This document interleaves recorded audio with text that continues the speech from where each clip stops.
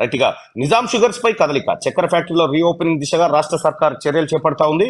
ఇక విధి విధానాల కోసం మంత్రి శ్రీధర్ బాబు సారథ్యంలో కమిటీ వేసారు. 2-3 రోజుల్లో కార్యాచరణ షురూ కాబోతా ఉంది. మూతపడ్డ నిజాం షుగర్ ఫ్యాక్టరీని తెరిపించే దిశగా రాష్ట్ర ప్రభుత్వం కీలక అడుగులు వేసింది. విధి విధానాల రూపకల్పన కోసం ఐటీ శాఖ మంత్రి దుద్దిల శ్రీధర్ బాబు నేతృత్వంలో 10 మందితో ఇటీవల కమిటీ ఏర్పాటు చేసింది. ఎమ్మెల్యేలు, ఎమ్మెల్సీలు, మాజీ ప్రజాప్రతినిధులు, ఉన్నతాధికారులతో కూడిన ఈ కమిటీ కో చైర్మన్ గా దామోదర్ రాజనరసింహ వ్యవహరించనున్నారు. మరో 2-3 రోజుల్లో కమిటీ 3 రోజుల్లో 3 జిల్లాల్లో ఉన్న షుగర్ ఫ్యాక్టరీలను క్షేత్రస్థాయిలో పరిశీలించనున్నట్లుగా ఆఫీసర్లు చెప్తున్నారు. తాము అధికారంలోకి వస్తే నిజాం షుగర్స్ ను రీఓపెన్ చేస్తామని ఎన్నికల ముందు ఇచ్చిన హామీ మేరకు కాంగ్రెస్ సర్కార్ కార్యాచరణ ప్రారంభించింది. ఇక ఈ ప్రాంతం చెరుకు రైతులు, కార్మికులు, నిరుద్యోగుల్లో హర్షం వ్యక్తమవుతా ఉంది ఈ వ్యవహారంతో. నిజాం షుగర్ ఫ్యాక్టరీని టీఆర్ఎస్ పార్టీ గెలిచిన 100 రోజుల్లోనే ఓపెన్ చేయిస్తా అని కల్వకుంట్ల కవిత గారు గతంలో 2014 ఎంపీ ఎలక్షన్ల సమయంలో చెప్పింది. కానీ ఆ మాటే మళ్ళెత్తలే.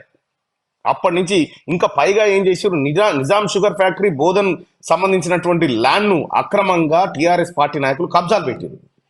ఇది బోధన్ షుగర్ ఫ్యాక్టరీ పైన గత టీఆర్ఎస్ ప్రభుత్వానికి ఉన్న చిత్తశుద్ధి అయితే, ప్రస్తుతం నిజాం షుగర్ ఫ్యాక్టరీని తర్వాత మిగతా 3 షుగర్ ఫ్యాక్టరీలు ఏవైతే ఉన్నాయో వాటిని రీఓపెన్ చేయించడం కోసం రాష్ట్ర ప్రభుత్వం చర్యలు చేపట్టింది. అయితే మహారాష్ట్రకు సంబంధించినటువంటి షుగర్ ఫ్యాక్టరీలు ఎందుకు లాభాల్లో ఉన్నాయి, అక్కడ రైతులు ఎందుకు సంతోషంగా ఉన్నారు, తెలంగాణ రాష్ట్రంలో ఉన్నటువంటి నిజాం షుగర్ ఫ్యాక్టరీలు కానీ ఇతర షుగర్ ఫ్యాక్టరీలు కానీ ఎందుకు దివాలా తీసాయనేటువంటి అంశాన్ని కూడా రాష్ట్ర ప్రభుత్వం నిశ్చితంగా పరిశీలిస్తూ ఉంది. దానిపైన ఒక కమిటీని కూడా నియమించింది. దానికి దామోదర్ రాజనరసింహ నేతృత్వం వహించనున్నారు.